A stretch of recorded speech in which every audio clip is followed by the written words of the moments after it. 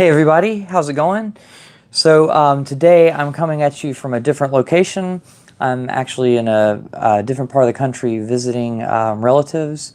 So I'm in Mississippi, but I thought it would be a good idea to kind of go over the same song from earlier this week. So I'm going to do the Surf Spy song that I wrote earlier and be able to play the individual parts for you guys so you can hear each part broken down. But when you get a chance, let me know if the audio is all right for you guys. I'm using a different microphone here. And then I'll just go ahead and get started, but let me know as soon as you guys can. And I'll recap anything that's missed. So this part has, basically the song has a few different instruments that I'm imitating. So there's a drum part, there's a bass line, and then there's a melody. So I'm kind of going to just go through each one of those individually. Let me open it up here real quick. I don't think this one's the right one. There's the multi-track view, so I can see each one of those. And I'll just kind of go through these individually. So first, we have a drum groove. So the drum groove sounds like this.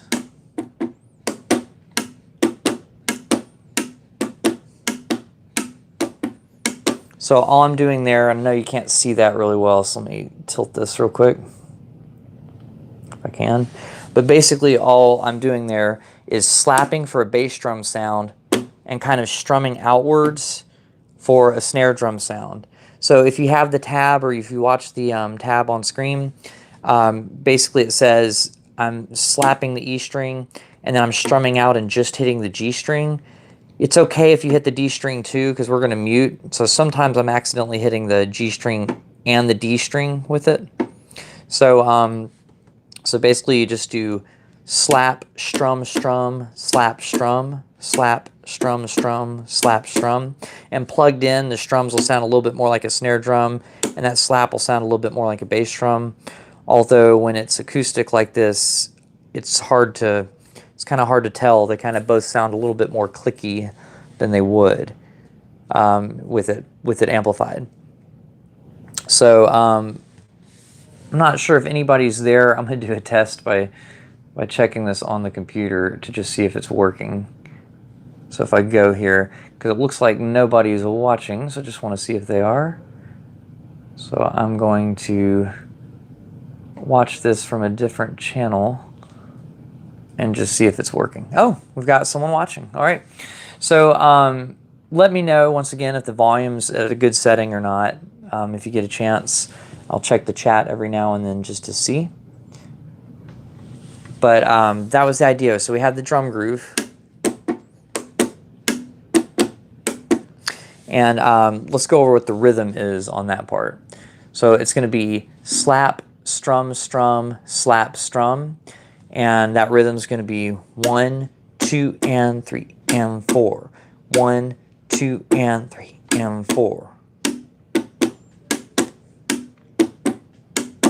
So that's the idea. The slaps, once again, are imitating a bass drum. So if it was, and the strums are imitating a snare drum. So if you were on a drum set, it would be bass, snare, snare, bass, snare.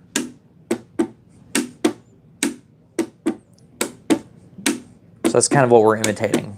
Okay, so once we've got that part down, you could either do this with a loop pedal, or you could have 3 bass players playing along, each person playing a different part. You could just record the individual parts like I did and stack them together. Then we have the bass line. Hey Alan, how's it going? How's the sound on here? Let me know what's up when you get a chance. Thank you so much for watching. So the bass line is the part that I know a lot of you said was hard to hear on a phone, but it's going to sound like this.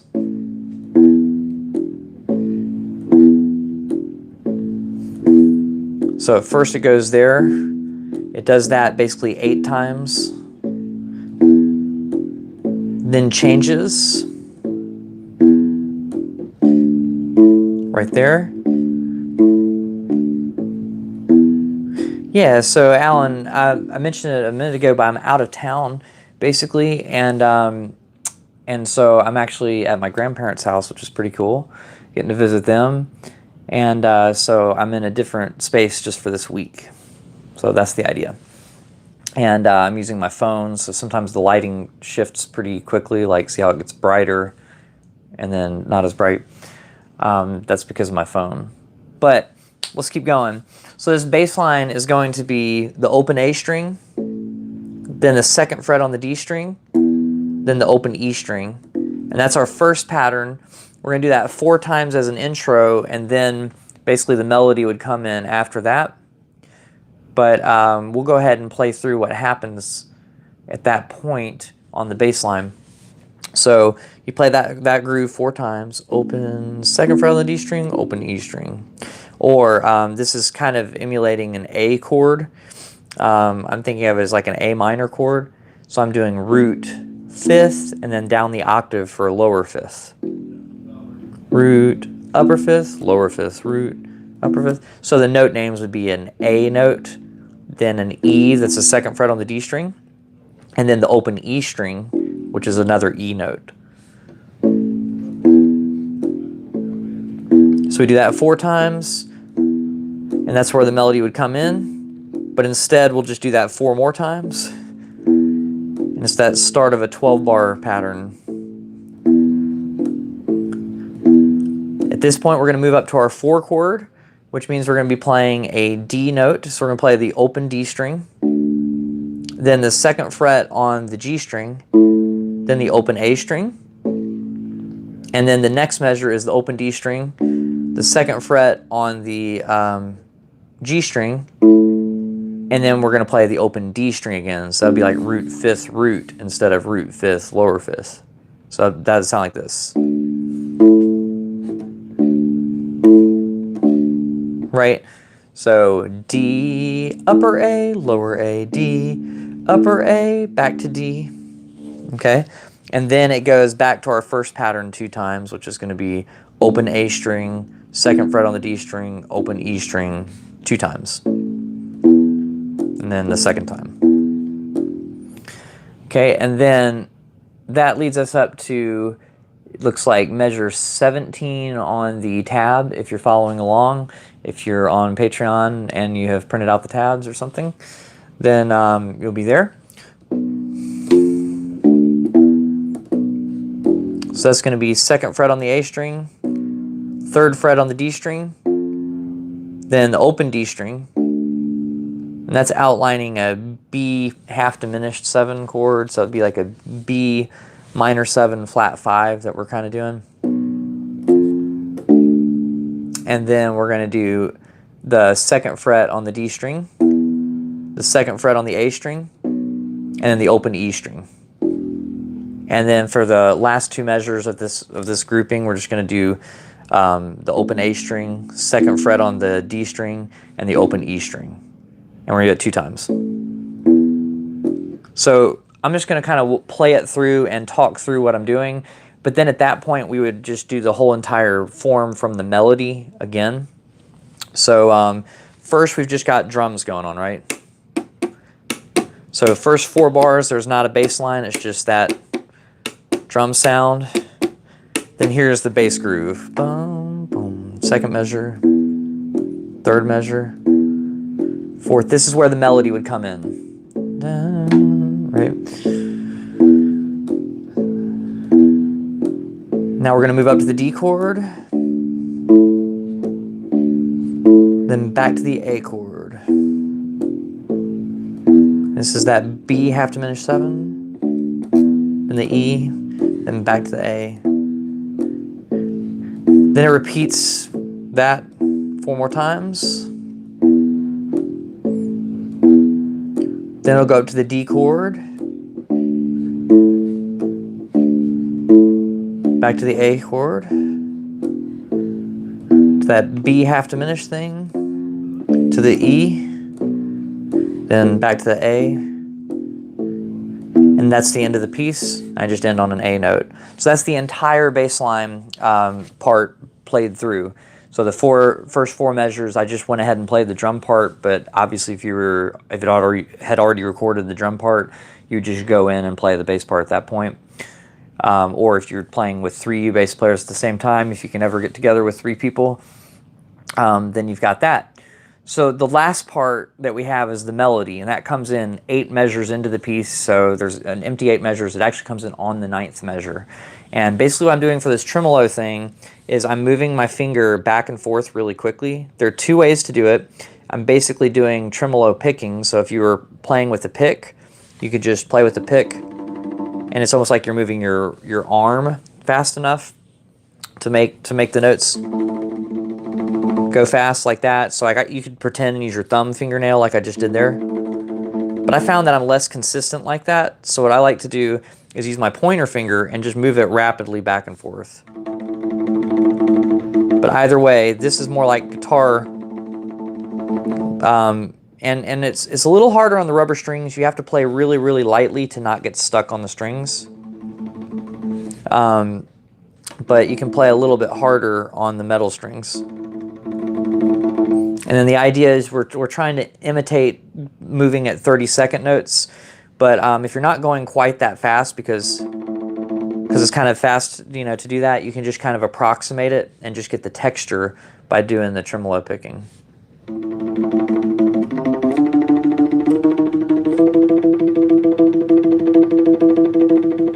So that's that first part. So Enoch says, thanks for doing your thing for us today. Okay, well, thanks for watching. I appreciate you guys watching. So thank you so much for tuning in, and hopefully this little tremolo picking thing will be kind of interesting. But yeah, you have a couple of options. Like I said, you can use your arm to make the motion to move pretty fast. But I just found it just to be easier for me to do the tremolo picking technique with just this pointer finger. And so it's like I'm not even using my whole wrist. For some reason, I'm able to do it with just my finger. I think your finger would wear out quicker than your whole arm doing this. It just depends on what you're used to doing. So if you're used to picking on a guitar and you've tried playing some metal music or something, then you could do that. Then, you know, that could be kind of cool. So you said that 30-second melody note melody is new. It was actually on the video from earlier. It's just saying it's not necessarily, you know, specifically 30-second notes, but when I tabbed it out on here, the tremolo options were 16th notes and 30-second notes. So when I was playing along, I was kind of I sometimes played along with the tab playback. So I got the computer here. It just wasn't working for the webcam, so I'm using my phone for the stream. But you can kind of hear it sounds like a machine gun.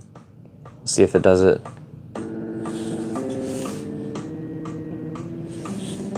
So I'm not sure if you can hear that very well, but I was trying to.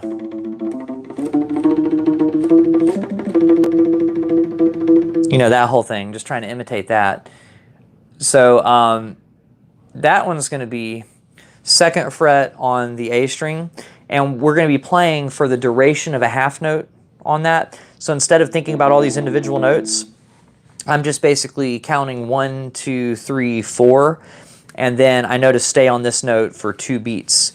So it's 1, 2. And then you're going to change up to the 5th fret,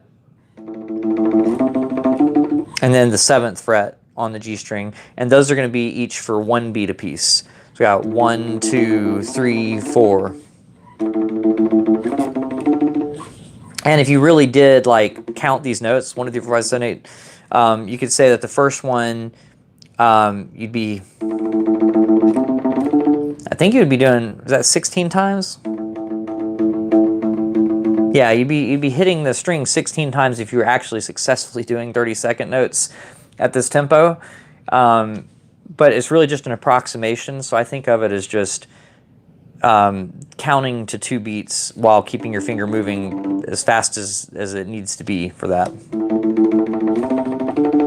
1, 2, 3, 4. And then the second measure of that, which would be measure 10 on the music, if you have that in front of you. If you don't, you can print it out on Patreon, or you can go to my last week's video and pause it when it gets to a certain point in the playback to be able to see measure 10. But measure 10, you're going to have already done that. Then you get to the 8th fret on the G string. And all the tremolo part is on the G string except for like the last couple notes of it. So until I tell you it's on a different string, just assume we're staying on the G string. So we got 2nd fret, 5th, 7th, 8th. Then we're gonna stay on that for 2 beats, that 8th fret for 2 beats, 1, 2. And then we're gonna go to the 9th fret, and then the 12th fret, and then back to the 9th fret. And on the 9th fret, we're gonna stay there for 8 beats total. 4 beats, 2, 3, 4, then 4 more. 1, 2, 3, 4. So on the notation, that looks like 2 whole notes with the tremolo slashes underneath it. So the part that's tremoloed on the, what am I trying to say, on the tab, it looks like it has 3 slashes underneath it, basically. So let me see if I can make this bigger so that you guys can see on there. Filming a screen sometimes doesn't really work. But do you see how these notes right here have 3 slashes underneath them? Those 3 slashes are basically telling you, instead of just playing a single note there, we're actually playing the amount of 32nd notes that would fit in that spot. And so all of these notes are like that. And the way it looks on the tab, it's the number with the 3 slashes below, but it's the same thing. So that's what tells you to tremolo pick on here. But yeah, basically we just go through, so that whole entire first 4 bars sounds like 1, 2, 3, 4.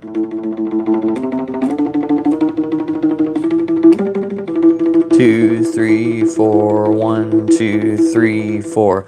So that's the idea there. And then we have like a response kind of thing, so it goes down the scale.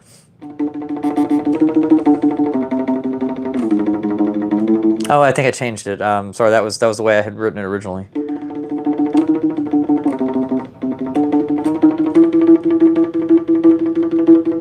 So that part, that's going to be measure 13 if you're following along on the music. That's going to be the 7th fret for a duration of 2 beats, which ends up being 16 hits of your finger if you're going a full 32nd note speed, which, like I said, it doesn't have to be exact. You're just trying to simulate that as much as possible. So it's going to be the 7th fret for 2 beats, the 8th fret for 1 beat, back to the 7th fret for 1 beat, once again all in the G string. Then the 5th fret for 2 beats, and then we're going to go 7th, 8th, and then to the 9th fret, and the 7 and the 8 are 1 beat apiece again. And then the 9th fret's going to be 8 beats. So you'll count to 4 twice when you get there. So I'm just going to say the fret numbers while I'm playing it in time the first time, then I'm going to say the counting. So here's the fret numbers. 1, 2, 3, 4, 7, 8, 7, 5, 7, 8, 9, 2, 3, 4, 1, 2, 3, 4. So if I did the counting, I'll just count to 4 while I'm playing that. 1, 2, 3, 4. 1, 2, 3, 4. 1, 2, 3, 4. 1, 2, 3, 4. 1, 2, 3, 4. And then the last 4 measures of the melody are going to be measures 17 through 20. And I say the last 4, but the whole entire melody repeats. So we really do all of this whole thing again once we get to the end of it. But that's going to be 4th fret, 5th, 4th, 1st, then 2nd fret on the D string. That's our only D string note.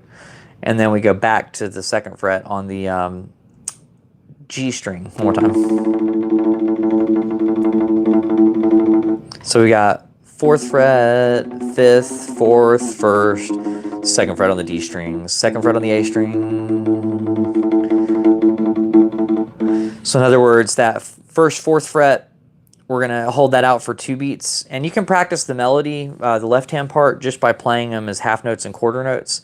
So it'll be like 1, 2, 3, 4, 1, 2, 3, 4. 1, 2, 3, 4, 1, 2, 3, 4. And then you just fill in all that that's being held out with the tremolo picking. So it's kind of just a technique that you're doing to fill out the sound.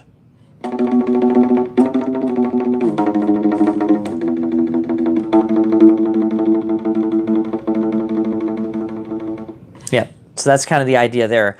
So the hardest part of this, of course, is developing the speed and the consistency on the tremolo picking.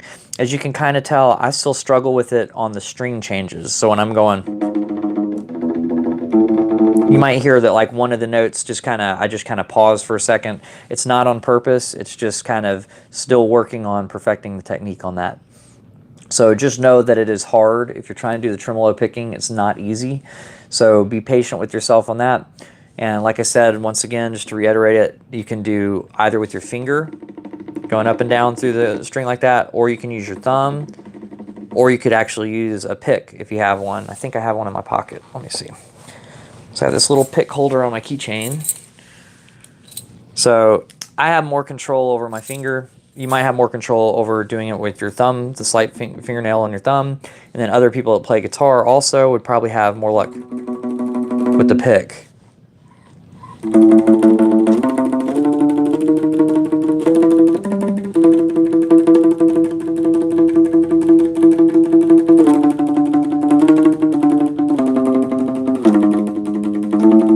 That whole thing. I think I played it differently than I normally do. Oh, that's right. I changed the middle part so it wouldn't be as similar to the last part before filming it. Okay, so you could use the pick. And you can get more attitude with the pick and more volume with the pick. But the pick on the rubber strings just would not work at all. Honestly, this tremolo technique is going to be harder on the polyurethane strings than it would be on the metal strings. You have to play a lot lighter, and so you'd probably be playing like this quietly, just barely hitting the strings, so that you're not hitting the strings so much that your fingernail would cause friction and get stuck on the string. Oh, the other thing I want to tell you about the tremolo picking. Normally, when you're picking, you would like use the flat of the pick and have this part just directly hit down when you're picking a note. But when you're tremolo picking, it's better to kind of like turn the pick at an angle like this, because it reduces friction if the string is flat but the pick isn't. So you see what I'm saying? Instead of being parallel with the string, I'm not perpendicular, because that'd be all the way up here, but I'm in between perpendicular and parallel. So it would intersect the string kind of at an angle. That makes it easier. That's also what I'm doing with my finger. So if you notice, I'm kind of playing at an angle with the very edge of my fingernail over here. That's another option. And the same thing with the thumbnail. If I'm playing with the thumbnail, I have a hitchhiker's thumb, so I'm kind of bending it up and it's hitting at an angle like the opposite angle as I was doing the other stuff. But you get the idea. You don't want to hit it flat, because if you hit it flat, there'll be more of the pick hitting and it'll give it more friction, which might cause you to slow down a little bit. So just important things to kind of note. So let's try playing through the melody part in half notes and whole notes first. So rather than doing the tremolo thing, we'll just kind of play the melody. That'll sound like this. 1, 2, 3, 4, 1, 2, 3, 4, 1, 2, 3, 4, 1, 2, 3, 4, 1, 2, 3, 4, 1, 2, 3, 4, 1, 2, 3, 4, 1, 2, 3, 4. So I think it's good to know what the melody is before you try adding the tremolo picking to it. And the last part. 1, 2, 3, 4, 1, 2, 3, 4, 1, 2, 3, 4, 1, 2, 3, 4. So let's do that together, and then we'll play it with the tremolo picking. All right. I'm trying to get it. Since I have the multi-track view, it's kind of hard to, I guess I could just, let me take it out of multi-track view. So if you have Guitar Pro, and if you have this file from Patreon, you could do the same thing too. You could take it out of multi-track view and then just view the melody on its own. So let's try this.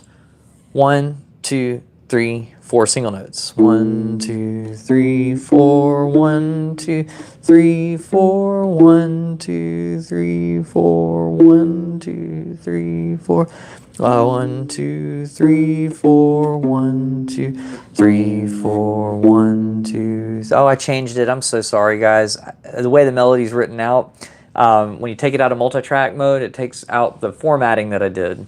So I got lost. Let me play that for you one more time. And let me make it a little bit smaller so I can actually read all of it at the same time. It's just not really working. Okay. 1, 2, 3, 4. 1, 2, 3, 4, 1, 2, 3, 4, 1, 2, 3, 4, 1, 2, 3, 4. 1, 2, 3, 4. 1, 2, 3, 4. 1, 2, 3, 4. 1, 2, 3, 4.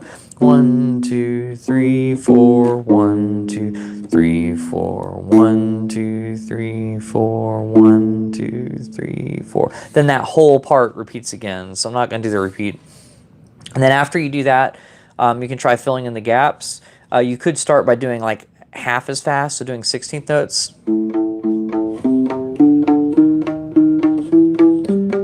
If you wanted to. So that means you're doing the same duration of the notes, so you're still doing only 2 beats or 1 beat, depending on how long the note's held out for, or 4 beats. But you're, instead of playing twice as many notes with the tremolo picking, you could start by doing half speed and just do 16th notes. 1 and 2. Or I guess that would be 8th notes. 1 and 2 and 3 and 4 and 1 and 2 and 3 and 4 and 1 and 2 and 3 and 4. And then you could do 16th notes.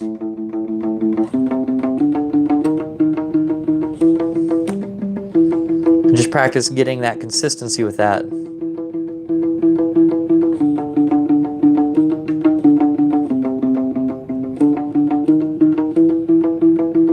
And then once you have that consistency, you can practice just doing the tremolo picking fast enough. And once you've got it up to speed, then you can apply it to the melody that you already know.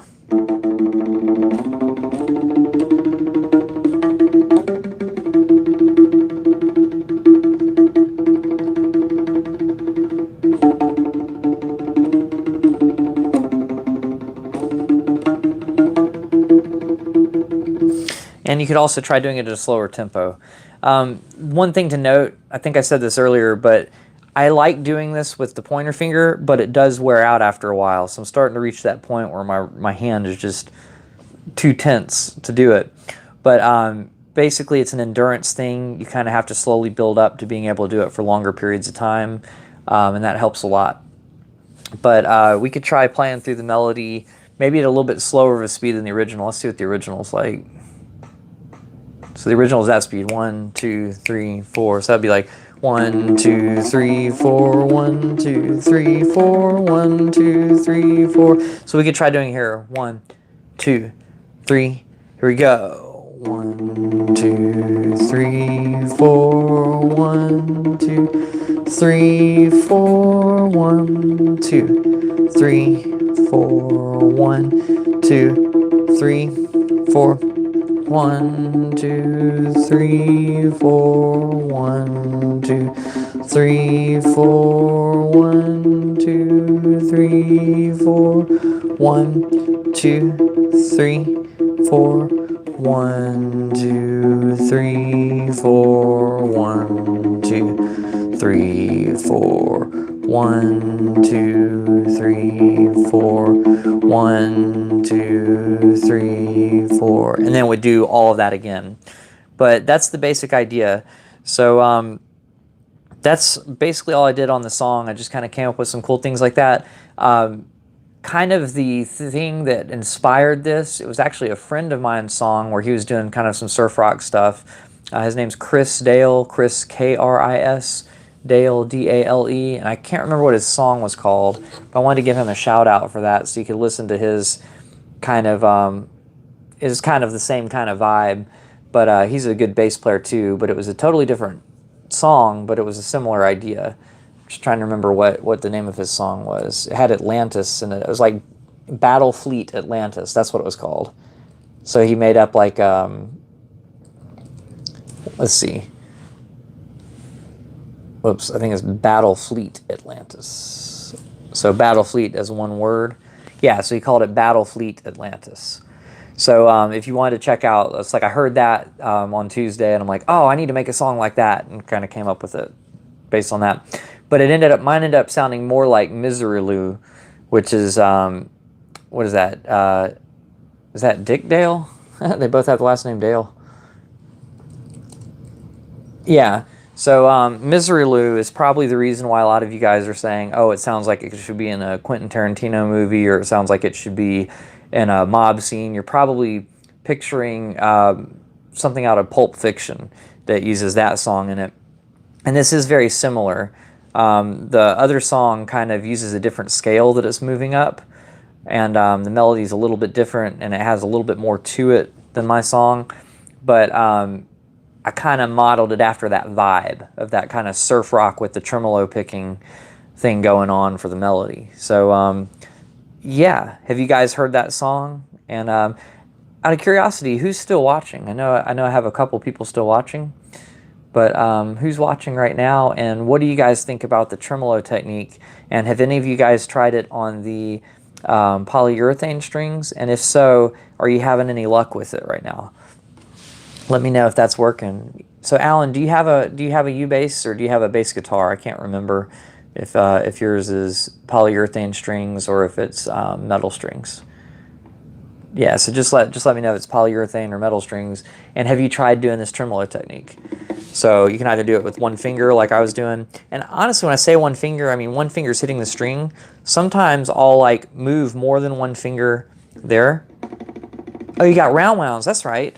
So this should work pretty well on round wounds, because I think they have not too much friction. So this might be a perfect technique to try on that. But let me know how it goes. If you're finding that certain parts of the string are too loose, and when you do that your fingers are getting caught up on the strings, you could try going back closer to the bridge where there's even less friction. And honestly, in the original kind of sound, to do that tremolo picking,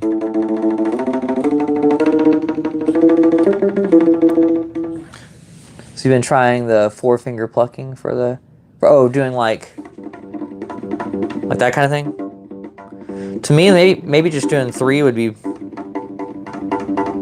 easier than 4, because getting that pinky in is kind of tricky. Or are you saying like 4, like thumb and the other ones?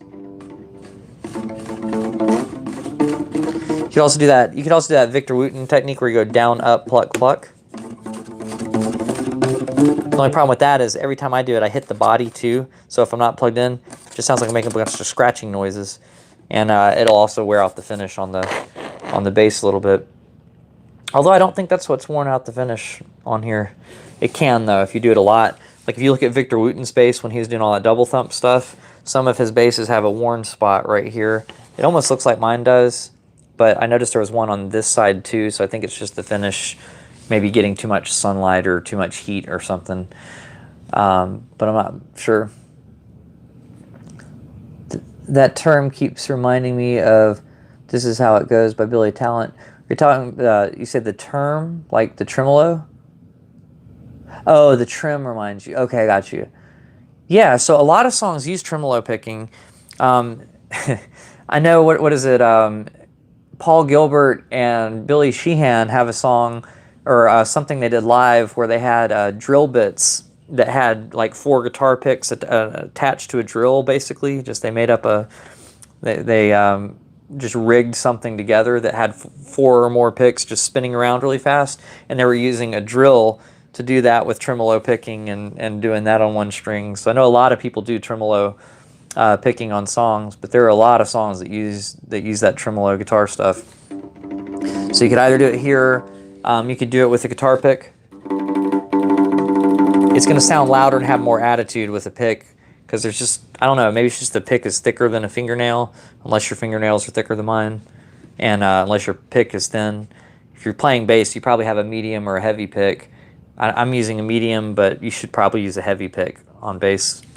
I think anything thinner than that will probably break at some point if you're doing a lot of tremolo picking.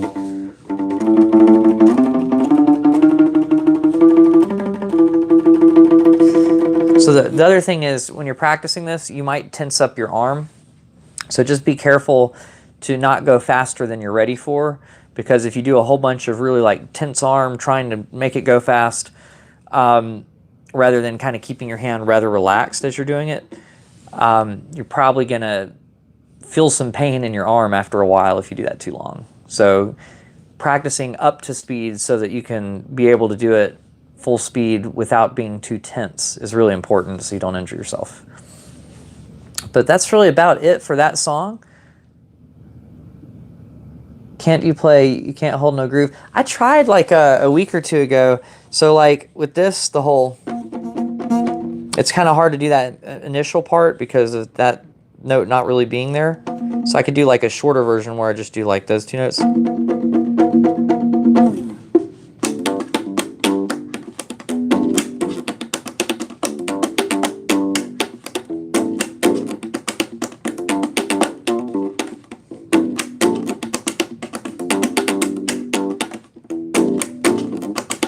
What was that? The cool fill.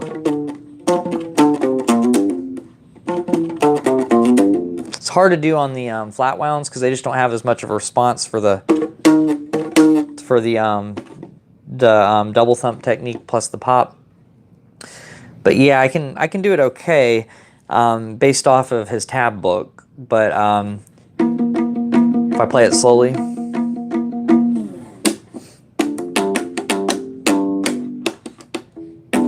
The hardest part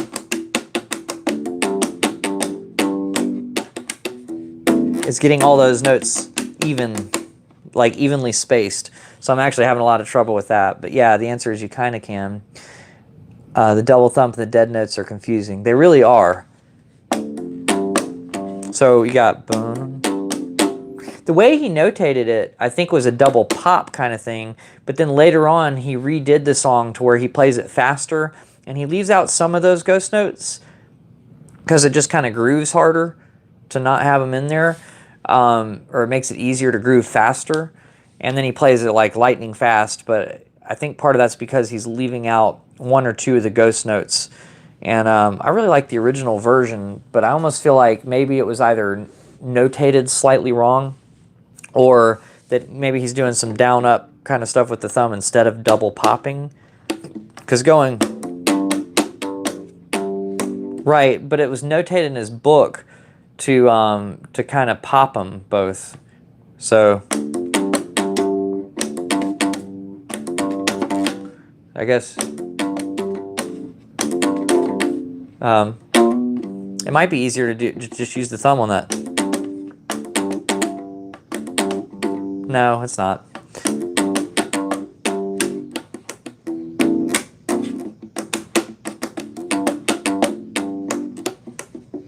But yeah, it's hard to, it's like you got to keep a lot of things in mind. You have to accent beats 2 and 4. It won't sound like you're doing a groove at all. So I have an old version on my other channel where I played it up to full speed. I had a metronome going and then I had the bass plugged in. And I was like from, gosh, 13 years ago or something. I don't know. It was a long time ago. I may have either just barely graduated high school or I may have still been in high school when I recorded that. I can't remember. But anyway, I had the notes right. I had the pops right. I had all these little fills in there and it was on full scale bass. But it didn't sound quite right because I didn't have the accents on beats 2 and 4 that really sounded like a snare drum, which gave it that whole pocket, right? You can't hold no groove if you ain't got no pocket, right? He says at the beginning. Or his drummer does, really, right, JD? But no, he says it to the drummer, right? I can't remember. Anyway, no, it's the drummer saying it to him. Anyway, that's what gives it the pocket. That's what gives it the groove. So it's like trying to imitate it with the pops instead of strums is just kind of hard for me.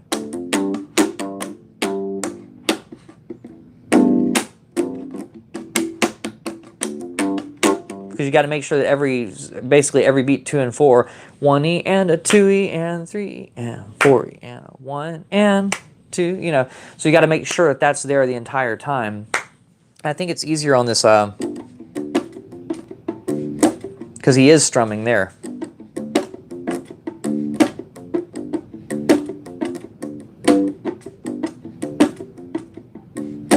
You know, so you got that. You're able to strum a little harder on beats 2 and 4. So you do a tap note, then a down up lightly. So 1E and 2, and then on beat 2, you're strumming down there. So that gives that part that groove.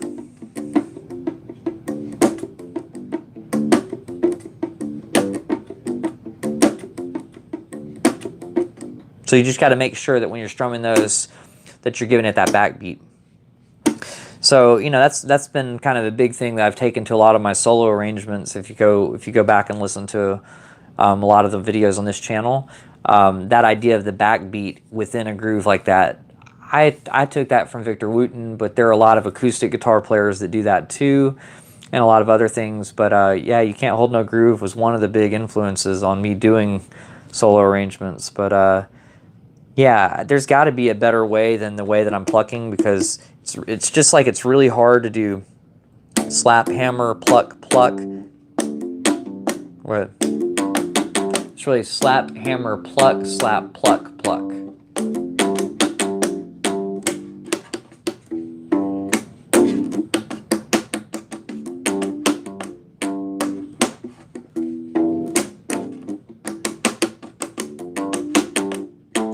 What's this? And occasionally, I'm doing a different thing to get the backbeat, and I'm not sure that he does that quite the same way. So the fact that I'm doing it in an inconsistent way makes the snare hits sound different, and his might be a more consistent thing. So he did change the way he played it, and the faster version still sounds really, really cool. So it might just be one of those things where you kind of got to go back and listen to it. But that one's a lot of fun to play. Obviously, Victor Wooten has so many different techniques that he's throwing in all the time, so many cool like effects that he does in certain things are just really wild. So yeah, if you haven't heard that song, I highly recommend listening to that one. Although I think we're down to 2 people. Okay, so y'all, both of you probably have heard of Victor Wooten's You Can't Hold No Groove. But I think that's going to be it for me today. Since I'm on a visit, I'm going to cut this one a little bit short. Oh no, someone just logged on. Hi, I just now saw this in PMW. Our work today is just ending, but wanted to hop on and say thanks for all the great videos. Well, Tara, thank you for watching. I appreciate that. And yeah, unfortunately, this is probably the end of the stream. But I was just talking about how to do that tremolo technique from the surf song earlier. So if you go back, the playback of this should be up, and you can just watch that for that technique. And in addition to that, I went over the whole entire part, the song part by part. So imitating the drums. You know, that part. Slap, strum, strum, slap, strum. To get the bass drum, I'm doing the slaps, and for the strums were like a snare drum sound. Cool. And then yeah, then there's a bass line, and I went over the whole entire bass line there, and then of course that tremolo melody.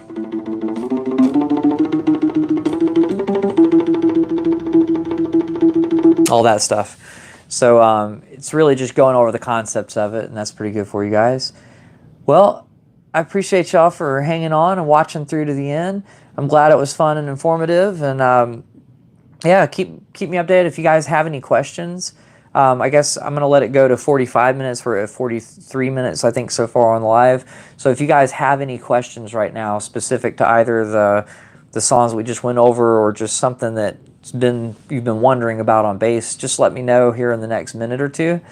And after that, I'm probably just going to head out. So I want to thank y'all again for watching, but if you have a question, go ahead and put it in the comments. I'll play what I normally play when I do that. I guess the comment song is Green Tea.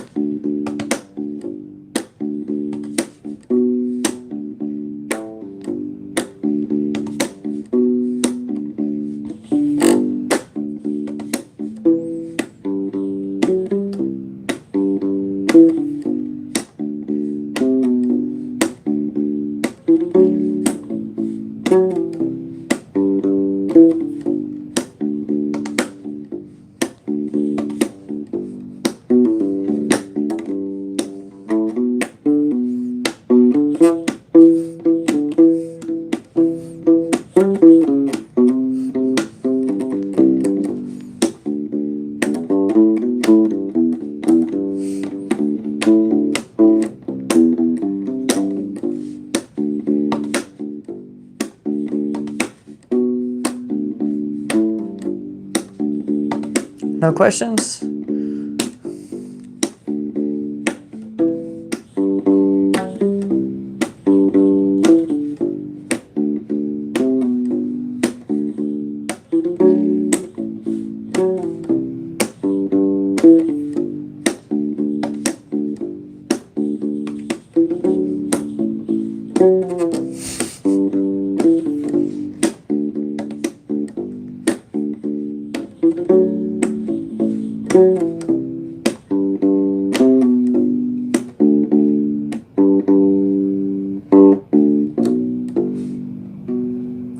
All right. Yeah, so that's a song called Green Tea that I wrote. I like ending things with that. Let me see. Is it showing the chat? Weird, it's not showing me the chat. Thank you, thank you. But I want to thank you guys for hanging out once again. And if you have any questions, you could also just leave them after. If one comes to you guys at the end, you could leave them in the comments on any video, really, because YouTube notifies me. So even if it's a different video, I'll see it and I'll be able to answer it over there. But yeah, I hope y'all enjoyed that. And if you have anything that you want to see on a live stream at some point, let me know. Sometimes I kind of run out of ideas, and other times I have stuff like this where I have a lesson from earlier in the week that I can teach you guys. So thank you once again for hanging out. I hope you guys have a great week, and I will see you next Tuesday for another video, and then Thursday for another live stream. Bye for now, as soon as I figure out how to end the stream.